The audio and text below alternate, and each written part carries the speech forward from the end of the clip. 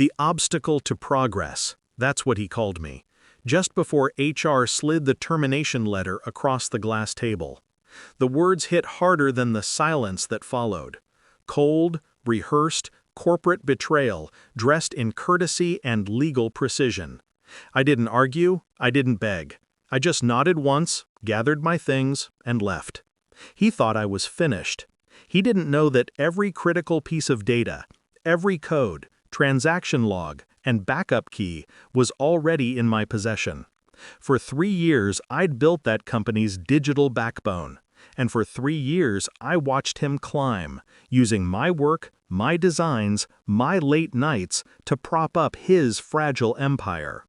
He was charming when he needed to be, a visionary in public, a parasite in private. But I believed in the dream, believed in us, believed we were building something that mattered. Until the morning I saw the revised board memo, his signature replacing mine on the patents I authored. No mention of my name, no acknowledgement, just silence. He didn't steal my job, he stole my identity. That was the day I stopped building for him and started building against him. Revenge is never an impulse, it's architecture. I started by vanishing. No calls, no emails. I made sure the exit looked clean. But in the quiet of my apartment, I reconstructed the company's data tree from backups, file by file, byte by byte. My fingerprints were all over the original code, buried deep inside the architecture. It was my design, my encryption schema, my fail-safes, and that was my leverage. For weeks, I traced patterns, transactions that didn't align, ghost accounts feeding invisible ledgers. It was his doing, offshore transfers masked under research development. He'd been bleeding the company dry under everyone's nose.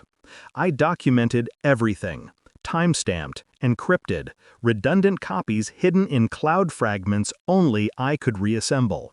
No threats, no confrontation, just patience. By the time he celebrated his promotion to chief executive, I already held the trigger. A simple command, 5 lines of code, was all it would take to expose him. But I waited, because timing is power. The company's quarterly audit was scheduled for noon. At 11:59, I executed the command. Within seconds, the internal ledger flashed an error cascade. $610 million, unverified. Every auditor's screen turned red. Then came the calls, the panic, the sirens of security alarms echoing through that pristine glass building. By the time he understood what was happening, his face was already projected across every conference screen in the network. Financial traces, offshore accounts, forged approvals, all of it. His name, his title, his reputation dissolving in real time.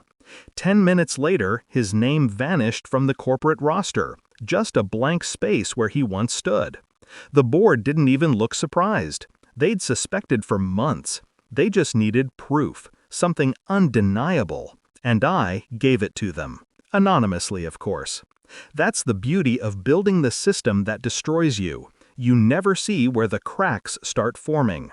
I watched from across the street, coffee in hand, as security escorted him out. He didn't look back. Maybe he knew. Maybe he finally understood who the real obstacle had been.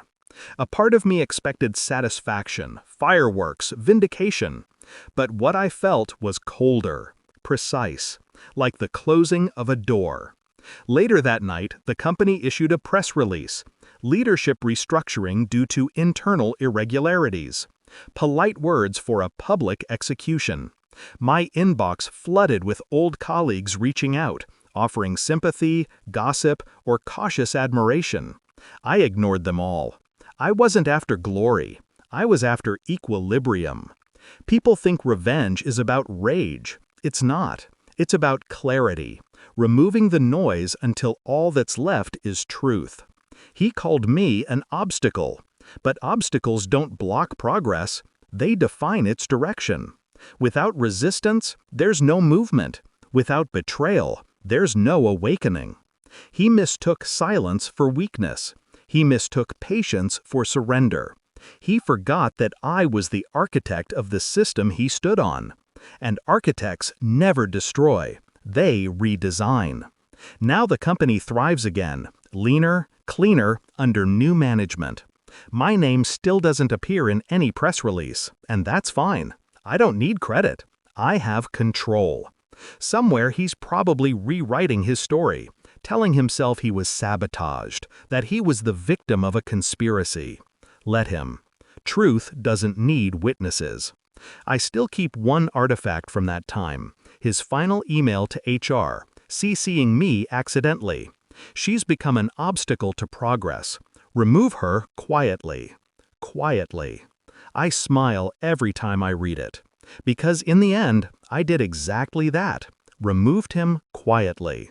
Progress restored. Balance achieved. And I never had to raise my voice.